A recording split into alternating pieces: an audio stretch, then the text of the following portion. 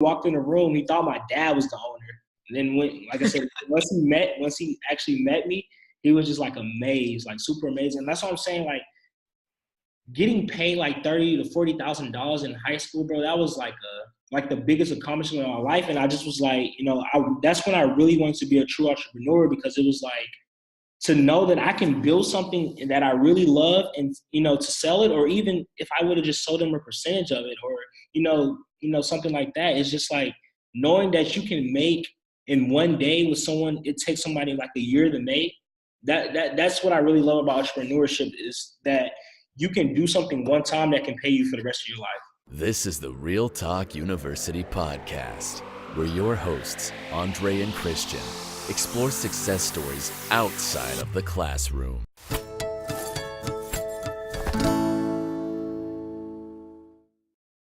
So for those that aren't familiar with you, could you just give a brief background of who you are, what you've done, and what you're up to now? Yeah, so basically, bro, I actually started entrepreneurship around 10th grade. My first company was a shoe company, so I would like buy and flip different shoes. Built that company for probably about like a year, so sold it my 11th grade year for about 20 or 30K. An investor bought the whole company. So that was when I was like, okay, I like this type of stuff. I built the company that I like. I kind of built something that I like doing, and sold it. So around that time period, I was getting ready to go to college. Started my management company. I started getting into like entertainment and stuff like that. So actually signed 2 artists. They were kind of buzzing, here in Atlanta. Started getting more serious with it because I had money from Shopify. I used to actually own Shopify stores that I built in high school, plus, the money from that because I had endorsements from like Rick Ross, 50 Cent. So took a little money from that, invested into a management company, entertainment. And literally like a year later, the 2 artists just blew up on SoundCloud. So Sony, I had meetings with Sony, Atlantic Records, Interscope. A guy from Interscope actually came to Atlanta, wanted me to move, to Cali. I was still in 12th grade, getting ready to, graduate, so I couldn't do that. 2 days after I graduated high school, I actually moved out to California, lived there for like a year and a half. Did deals with Jennifer Drakes at Sony, Jeff Vaughn over at Atlantic Records. So I actually signed 7 artists from 2015 to late 2016. And so then from there, the lifestyle of like being in entertainment is just so fast, bro. It's just like, it's just moving so much. So it's just like, I really wanted to get back into what I love, which is like I said, business and just pure entrepreneurship, even though I was still, pursuing what I loved as far as me owning my own company or whatever. But it was just like the lifestyle, having to, I have to make sure these were kids, bro, like not kids, but like they were like 17 and, 18. I was like 20, just still trying to teach them, like, do the right stuff to kind of keep these deals, because people don't realize when you sign to a label, you still have to pay that money back at the end of the day. So they'll give you 6 and 7 figures up front, but at the end of the day, you still have to pay that money back. So I had an artist, bro. He's like 17 with like 300K, in his bank account, and he never really had money. So it's just like, when he got around those nice cars and just going to like these celebrity parties and just all type of stuff, the lifestyle kind of changed, and he was just splurging so much, bro. And that was one of the things. I didn't want to be responsible for like a lot of those things that, that they had to pay back, and just a lot of, down the road. Cause like right now he's going through a lawsuit with Sony. Like, I don't want to say the artist's name, but he's going through a lawsuit with Sony. And, I kind of knew it would happen because, like I said, you can't go from not really having much money and then giving someone $1 million, bro.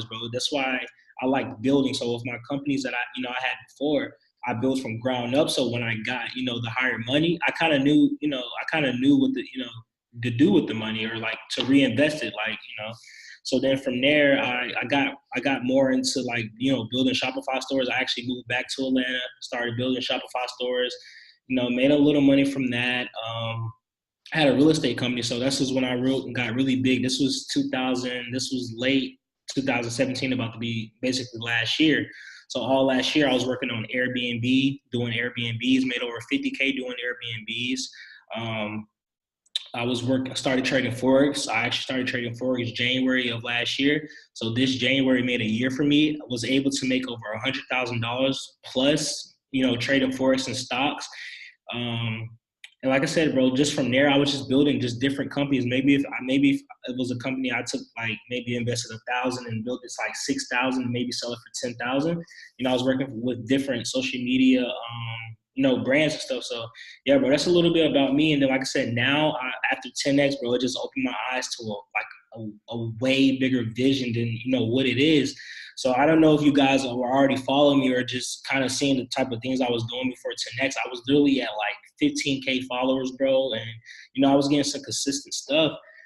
The day I came back from 10x, I posted a post with Grant Cardone and I tagged Ty Lopez. He actually how you can put something on Instagram and then like they can repost it. Yeah. Dude, he reposted it and I literally got like 5,000 followers within like 2 hours. So what I did was, bro, I started running ads. So I have like 6 different ads just running on Instagram right now, like 6 different ads, and like I'm literally about to hit like 50K, bro. My account's getting like 100,000 people seeing it per day. I already sold like 212 of my. I have an Airbnb course that I'm currently finishing. I already sold like pre-registered 212 people. I have like 200 or 300 people still to DM. So it's like, bro, I feel like as an entrepreneur, anybody just that does business or anything, 10x that event. A lot of people here in Atlanta, they thought that event was just for like real estate people, but like I said, I'm not. I'm in real estate on like the Airbnb side, but not really like the fix and flips where I really want to be. I want to buy commercial properties, like basically what Grant does. But I feel like anybody that wants to pursue like entrepreneurship or just even just networking with different people, bro, like those type of events are the best events because I'm not gonna lie, that event changed my life a lot, like a lot. It just really like within a week or two, just skyrocketed a lot of things, bro. Yeah, it's amazing. It's just the way your mind works. And then, like you said, obviously money follows attention. So just growing a social media and getting, a consistent following is absolutely huge, especially to Right. your businesses.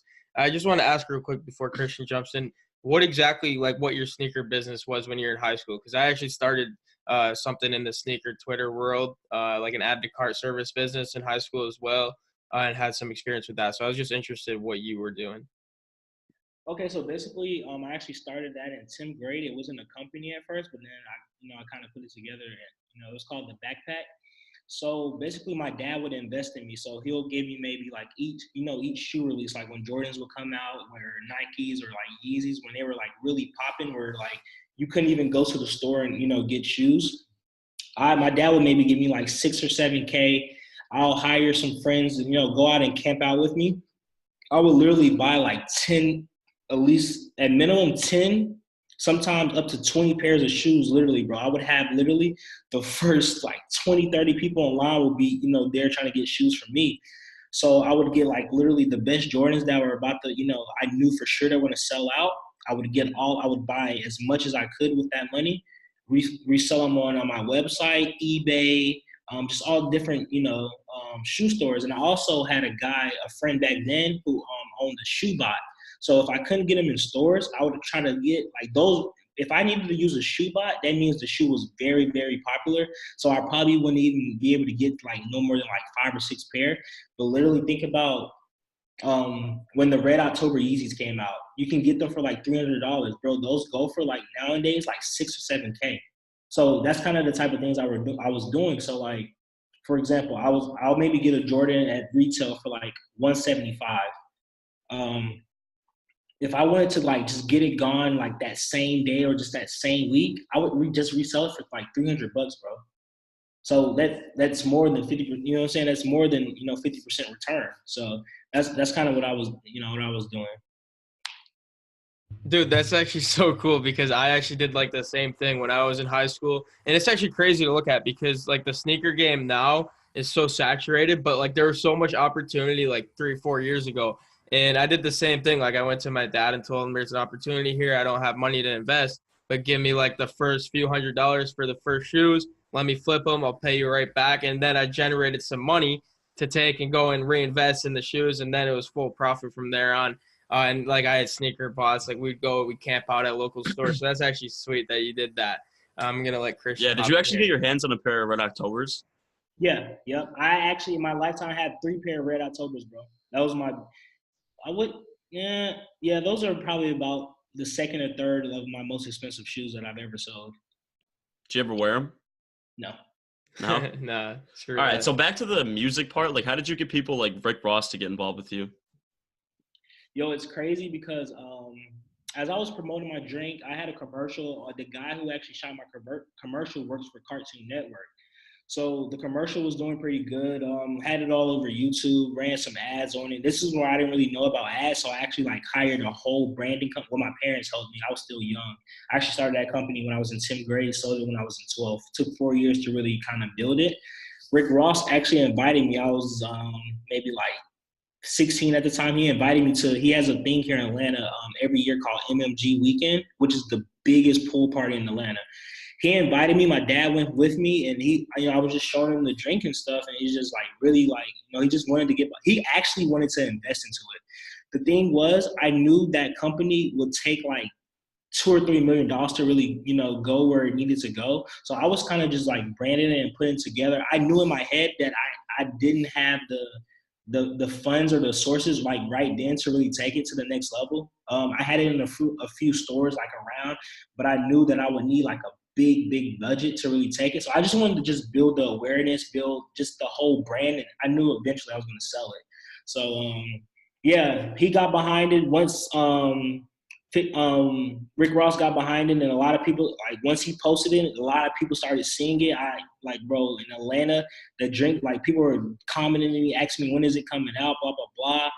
2 months later, 50 Cent, I don't think he knew how old I was. I get a thing in my mom showed me. I came home from school one day. I don't know if you guys know his liquor, effing vodka.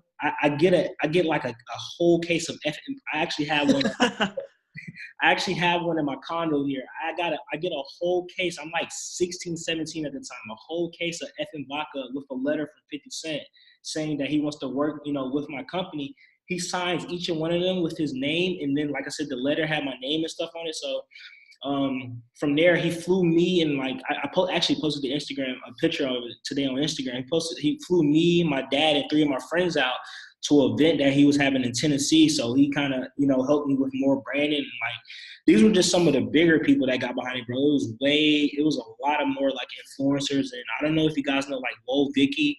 I actually knew her. I went to high school with her before she actually blew up. She was actually like a real close friend of mine that helped me, kind of promote that before she actually blew up. But it was a lot of people that was actually behind that movement, bro. Like my whole high school, I used to bring like cases of them, like just freaking cases to school, man. What was your drink? I don't know if you talked about that. It's called Gato energy drinks. Yeah.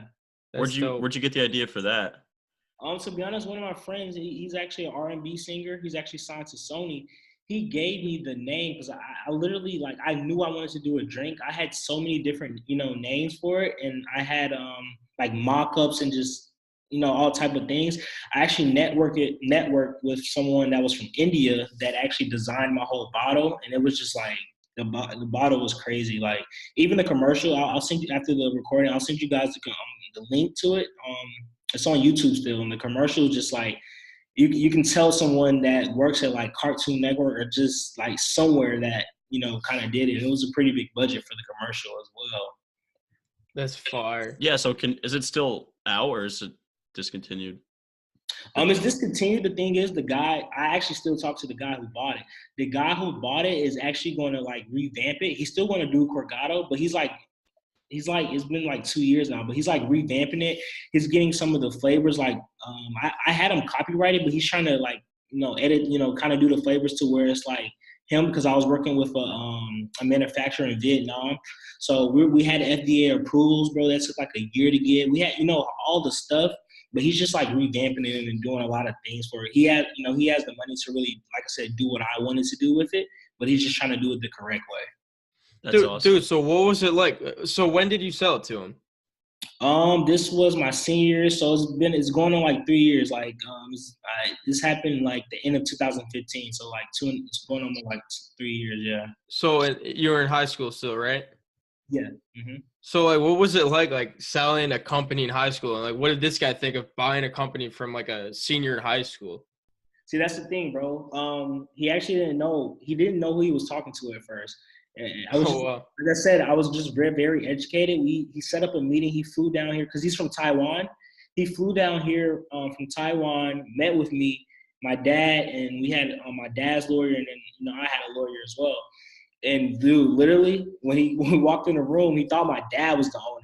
And then like I said, once he actually met me, he was just like amazed, like super amazing. And that's what I'm saying, like getting paid like $30,000 to $40,000 in high school, bro. That was like the biggest accomplishment of my life. And I just was like, that's when I really wanted to be a true entrepreneur, because it was like, to know that I can build something that I really love and, to sell it, or even if I would have just sold them a percentage of it, or, something like that. It's just like knowing that you can make in one day with someone, it takes somebody like a year to make.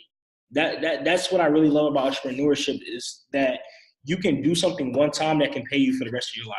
So honestly, exactly. Honestly, I could have just gave him a percentage of that company and had that company, and maybe he blows it up or sells it to Pepsi or anybody, and that could have been a residual for me for the rest of my life.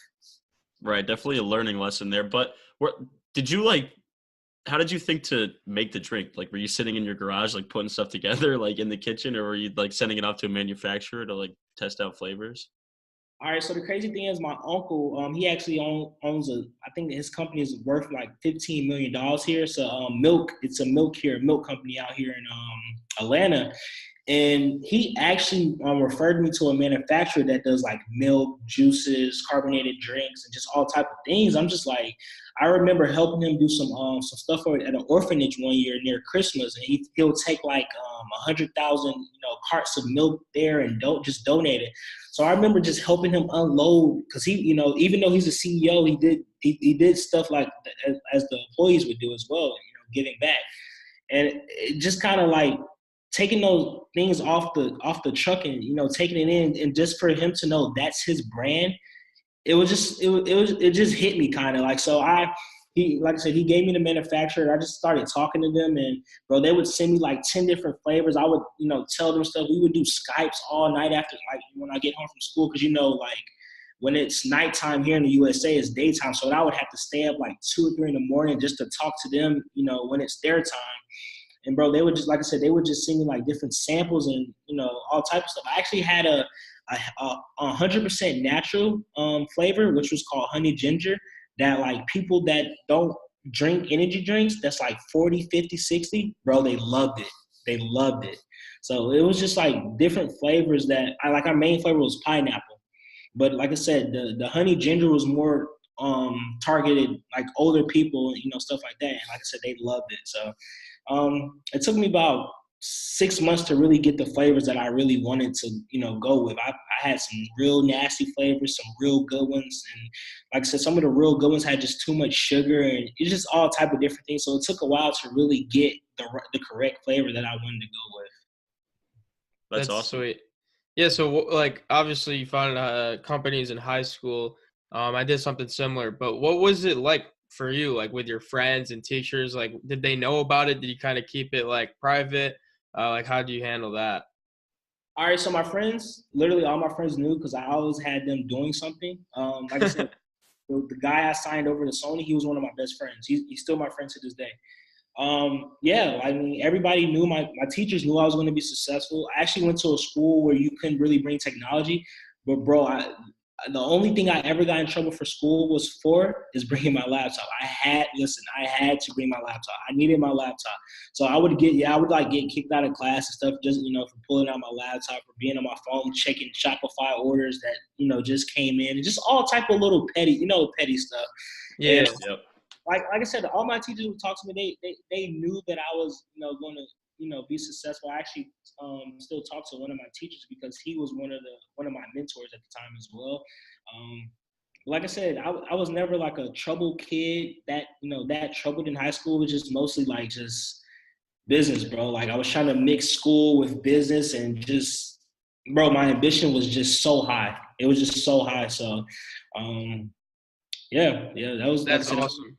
yeah. Yeah, so like a lot of people out there that are in high school or college or whatever, they're probably thinking like, how the hell are you managing schoolwork and a business? So like, did you learn anything through that process that helped you to balance your time?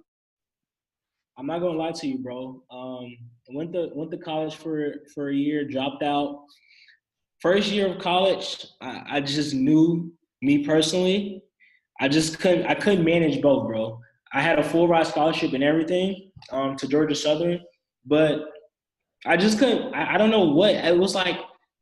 It was like I would do my work, I would do everything, but I would be up all night working on my business and just trying to make sure everything was good that I wouldn't go to class or like I would go take a test at class and I would just hurry up and try to. It was just I was to be honest, my mind was on my business. Like I couldn't focus on both.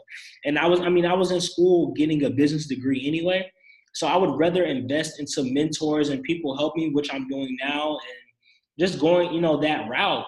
Because I feel like honestly, depending on what you want to be in life, college might not be needed. Of course, like doctors and judges and stuff like that, they need college. But I just feel like the stuff my business teacher was teaching me, I was learning myself because I was reading books. I was, doing all type of different courses and just all other type of things. It was just like, I felt like I was wasting my time, honestly. Yeah, and I Yeah. think the biggest problem with like the curriculum in college is that they're trying to teach you things that like techniques and things that were done 10 years ago. And obviously, like we all know, like things are changing every day.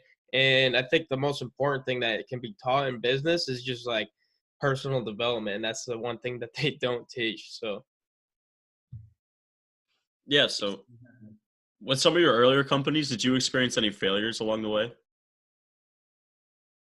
Oh yeah, of course, bro. I've invested a lot of money into different companies that just didn't work out. A lot of companies that, and like I said, they just didn't work out. To where I wanted to be. Like I said, my drink company was actually failing for a while. My dad was, helping me put a lot of money into it and just do all type of different things, and they just weren't working out. And there was a lot of times where I just wanted to give up. Like I just wanted to say, this isn't for me. And then, like I said, I'm glad. Like I said, when I got that investor, I was glad that I didn't give up. Like it was a lot. It was a lot of things. Like I said, as far as the music as well. Like at first, when I first was investing into it, I was losing thousands. And this is when I had over six figures already, bro. I took over 30, 40,000, invest into artist, studio time, traveling, making his image look good, just all this type of, different stuff. And it just wasn't working out.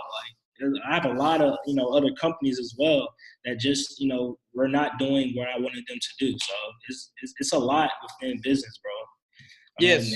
So like sorry, go I'm ahead. sorry. Another thing is, I just feel like as far as business, you can't you can't give up, and you got to focus on one thing. See, the thing with me, I was trying to build so many companies at one time. I was doing like 3 or 4 companies at one time, just trying to get them to six figures. And so once they all hit six figures, all my companies are worth 4 figures. But I figured out last year, actually working on one thing at one time, bro, it's so much easier to build it from ground up, because once that's up, you can have someone manage that and then just start building another company. So that's one of the things that kind of helped me, like kind of be successful. Yeah, that's definitely what we're trying to do with our podcast. I mean, once we get this going and getting a lot of momentum, we're going to try to branch off into other stuff. But how do you try to like keep a positive mindset? Because obviously, like you said, things were failing. You wanted to give up, but you pushed through, and then it ended up working out. So, Dude, if I could tell you how many times I just wanted to say, I can't do this anymore. I was going to go back to college, and I was just thinking of other careers I wanted to do, other things I wanted to do. And it's just like I said, bro, I was a young kid in high school, made my first six figures in high school, and it felt like I literally went from six figures to zero within 2 years, bro. I invested all that money into dumb stuff. I lost all that money, and bro, it's just like I wanted to give up. Like literally, I was telling my boy Sunil, he's like a good trader that I work with. Like when I was working in entertainment, I literally wanted to give up because I was investing all my money into just things that weren't working. You feel me? And like I was telling you about the one artist, like he got $300,000 up front. The whole deal was like 700,000. Literally splurged that, bro. Like just splurged it within a couple, not even like 6 months. So as far as like I said, giving up on business, I would say focus on one thing at one time and then go from there. Like don't try to do what I did and try to focus on 3 or 4 things because it won't work at all. Like it literally won't work. Yep. Yeah, and I also think just like you said, like people that have gone from nothing to like just having some money in their hands and just not being used to that kind of stuff, like money management is like vital. Well, So that's like another thing, bro. I'm sorry to cut you off. no That's no no, I just leading that's into another your thing answer for me. here. That's another thing for me. So in high school, like you got to think about it. I was like 17, 16. I had a lot of money, bro. I was buying like Louis, Gucci, just all type of dumb stuff that like nowadays, bro, it doesn't even matter to me. Like I might go pick up one or two things, here and there. But I'm telling you, like in high school, I'll probably spend like 3 or 4 thousand a week just on dumb stuff, bro. And it's just like my whole mindset changed, bro, from a Yeah. mindset. For sure. Yeah. So how has building a network of people helped you out with like mentorship, obviously, and support, that kind of thing? I feel like every successful person has to have a mentor. Like you have to have a mentor. There's no way you can get to where even the biggest of the biggest have mentors. So like I've had multiple mentors over the years, and I have mentors now. And I just think me having a mentor actually helped me with money management because they will tell you when you're doing dumb stuff. Like I said, one of my boys, Sunil, he's like even though he's my boy, he tells me like back in the day I had friends that were like I'll say, hey bro, should I go cop this car? And they'll be like, yeah, bro, yeah. He'll actually tell me, why do you need the car? You have a car. Or, things that will might like make me sit back and like think like, okay, you're right. Cause like last year I was gonna go get an i8. I hit him up, I'm like, bro, should I get it? Like he was like, why, bro? You have a car. Build your worth. Build your, you know what I'm saying? Just build your money or just build, what you gotta do. You already have, why buy something when you already have it? Yeah. So even when I was living in LA, I told him about the time where I leased the i8 for like 2 months. He was like, and I told him how much I spent. He was like, bro, that was the dumbest thing you ever did. Yeah, I think we all just need someone in our life to like hold us accountable Right. for decisions like that. So like for people wondering out there that they like, where do I find a mentor? Like do you find them online? Do you go to like networking events? Like what's the best way to find a mentor? The best way I would say is definitely going to network events. Find somebody that you're comfortable with. You can't just meet somebody and say, oh, I want you to be my mentor. You have to, go get lunch with them, go get dinner, connect with them, kind of understand, and you gotta get somebody that's kind of doing the same type of things you're doing. Like even though I do like Airbnbs, I don't think I could go get a real estate mentor because they're gonna, they're gonna try to mentor me more into real estate. So depending on what you do, you're going to want to find somebody that does the same type of things that that you do. Definitely. Awesome. So we're just gonna shift gears real quick here back to music. So obviously, like the music industry has played a big role in your life so far. So like, what was like your favorite aspect of working in the music industry and working with these up and coming artists? Bro, definitely just seeing like the growth from like ground level to actually seeing the growth from the top.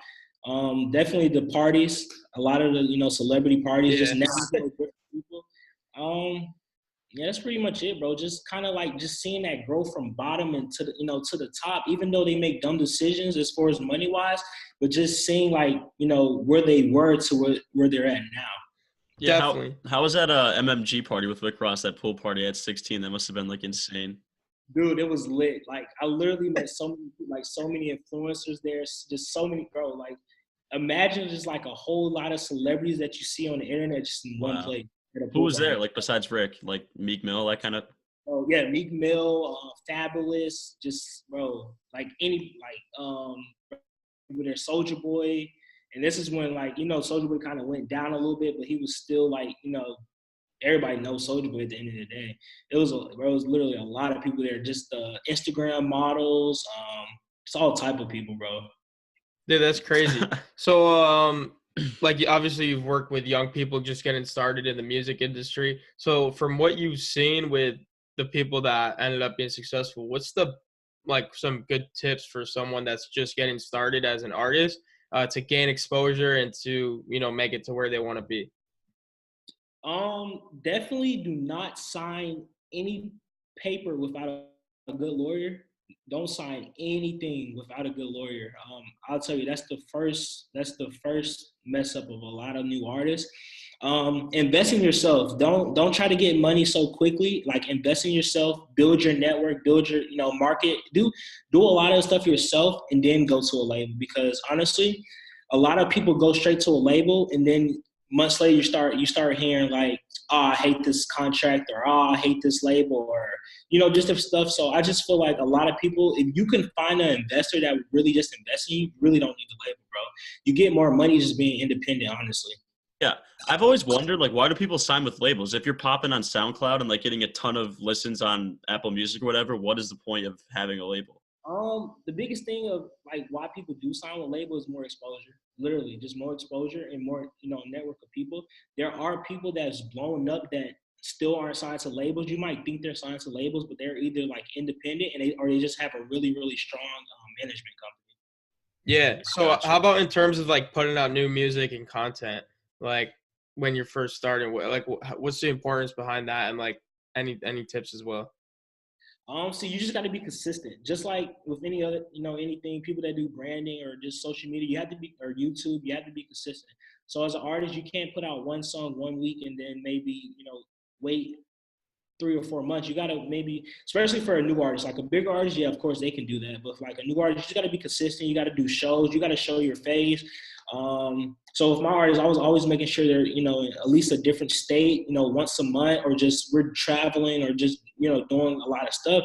So as like independent, you are going to spend a lot of money, but would you rather spend your money and not owe anybody, or take $300, $400, $500,000 from a label and owe them at the end of the day if you don't pop? Dude, that's so true.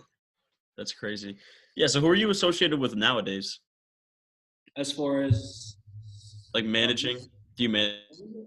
Nah, I still have all the connections. So I still talk to Tim Glover at Interscope. I still talk to Jennifer Drakes at Sony. I still, like I said, I still talk to these people as a friend, friends, or these are the ones that they're high ranked at labels that kind of helped me with, the music industry and taking me to right places. Like I said, when I was 17, Tim Glover flew to out here just to meet me, for one of my artists. So it's not like I don't like the music industry, because of course I would, later down the road, I want to do something in entertainment, but I don't think that I would like do anything to where I was doing before. I wouldn't want to put my own money. I would want to do something to where like I'm, branding or doing something like that. I would never do what I was doing before as far as like management. It's, for me personally, it isn't worth it. Like I said, I still have those connections and those people already. So yeah, I definitely wouldn't do it anymore. Right. All right. So we're going to shift gears again into Forex this time. So how did you get involved into Forex? Bro, I actually, how did I get involved into Forex? IML, iMarkets Live. I was in IML and then I quit and I wanted to, start trading myself. And I actually met a pretty like dope trader here in Atlanta, Sunil. And I just was in his mentorship and I started just taking his course or whatever. And then to be honest, bro, I quit trading for like 2 months because I lost like 30K in 2 months, bro. Like, cause the way I traded was just so risky. I would use like big lots and just dumb stuff, bro. So I stopped trading for a while. And then last year around like October, I started back trading. The first month I came back trading, I made $40,000 my first month, like just off of, different trades. And then, like I said, since then, I've been seeing a lot of success with Forex. So what strategies do you use to be? I lost a lot of money up front, with Forex. Yeah, I think that's so common too among like popular traders anyways. Just like learning how to effectively use risk management and stuff like that. Yeah. Yeah. So what? To be honest, like I said, when I first started, I was losing a lot of money. My mentor would tell me like I would be in like dumb trades, or I would like use like maybe like 10 lots, on a trade. Like just crazy, bro. I was just like one of the flip accounts and stuff. He's just like, bro, it's so stupid. I would blow accounts, and he's like, bro, just build it up. It was better. It's better when you build. Like I said, when you build from the ground up, you make a lot more money than just trying to flip accounts real bad. I would fund like 10K and just try to flip it to 20K in a week and do different stuff like that. So I would definitely say use risk management. Yeah. So what strategies do you use when you're looking at the charts now? Me, like I said, I'm still learning. So like I said, I'm in a company called Road to Blues. But as far as like looking at the charts, I kind of take a lot of my mentor's signals as far as as what he's doing. But I'm still, like I said, still learning myself. A lot of the trades and stuff like that. So Definitely. I think it's huge if you have someone that is already good at it to use their yeah, signals and make money like while you learn. he's real good as far as a lot of the stuff that the way he trades or whatever. So um, yeah, definitely something. I guess say if you want to start trading, don't over leverage because that's what I was doing a lot. Yeah. Just doing, like I said, entering dumb stuff. Yeah, and then emotions play in too. Like when you're down, you want to like try to gamble on yourself to get back to even, or when you're up, you want to keep riding the profits, but you just have to, like what you were saying, just take your losses and keep your risk at a minimum. Yeah. Definitely. So we have just a few more questions here. If you just want to talk about your recent success on social media, I know social media plays into a lot of online businesses today. So how have you used social media to, contribute to the success of your businesses now? Me personally. Yeah. Yep. So like I said, bro, I'm doing an Airbnb course right now, and like literally after 10x, like my Instagram has been going like super crazy, bro. Like I started running ads like a day after I left 10x. My boy, he's real good at ads, so he started helping me with ads. Been just putting out good content every day, and I've grew like 25,000 followers since 10x. Bro, like I was telling you earlier, I've had over 200 people that's trying to get my Airbnb course that are already pre-registered, and I have like another 200 people that I still have to DM that's trying to get in the course. So I feel like as far as people that build these different courses, as far as like Shopify, Forex, just different things, branding, content, and just social media itself is something that you're gonna want to like put together or like kind of build to bring in those other audience that, because I mean, even though people do run ads for their courses, actually having that appearance, that social media appearance, helps a lot. Yeah, for sure, Yeah. for What's sure. the best way to run ads? Obviously, you said your friend is really good at it. So like, what did you learn from him? Me personally, we did a shop. Him, and my mentor. I was telling you about Sunil. We did a Shopify store last year. In 2 months, bro, we did like 150K. He, like I said, he's a beast at ads. He does just Facebook ads, so everything is just straight through Facebook, only Facebook ads. Dope. Awesome. What goes into starting a Shopify store? Starting, it just depends on your budget. So I mean, you can literally start a Shopify store with like $500, $500 ad spend. So it just depends on what you want to spend. As being, as far as the Shopify, but it can go. We started with like maybe I think like 30K. We spent like 30K in ads and literally just scale. You start small and then you go big. So you just scale the store from the top up. It's awesome. Anything you want to add, or should we just? Yeah, so we just got two more questions here. They're just kind of like general theme topics. So what does success in general mean to you? So like looking back at your career, maybe in a few years, what would you identify as being a successful career? Bro, to me personally, success is not even just money. Success is just being able to do what you want, when you want. Like I said in my video, however you want.